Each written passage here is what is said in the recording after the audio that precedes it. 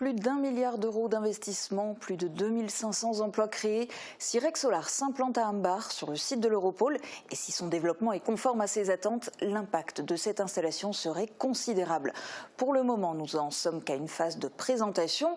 Première étape aujourd'hui avec une conférence de presse qui s'est déroulée en visioconférence. Crise du coronavirus oblige.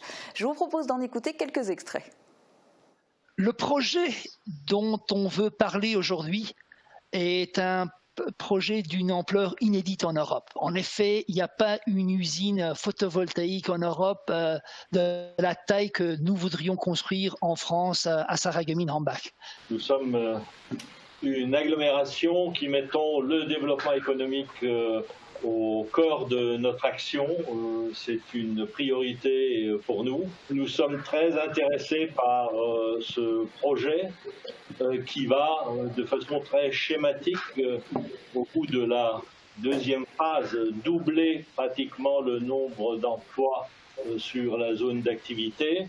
En plus, ça nous amènerait une certaine diversité dans notre activité économique que nous cherchons depuis un bout de temps, puisque à 70% nous sommes orientés sur l'automobile. Nous avons Compte tenu de l'ampleur du projet, une concertation préalable va se dérouler du 14 décembre au 8 février. Elle se fera sous l'égide de la Commission nationale du débat public qui a nommé pour cela 2 garants. Leur rôle sera de veiller à la transparence de l'information, à l'équivalence du traitement des différents contributeurs, de veiller aussi à l'argumentation des observations et des contributions, de garantir le processus de participation du public, le tout en totale neutralité et indépendance pour permettre d'avoir une connaissance du projet la plus riche et satisfaisante possible.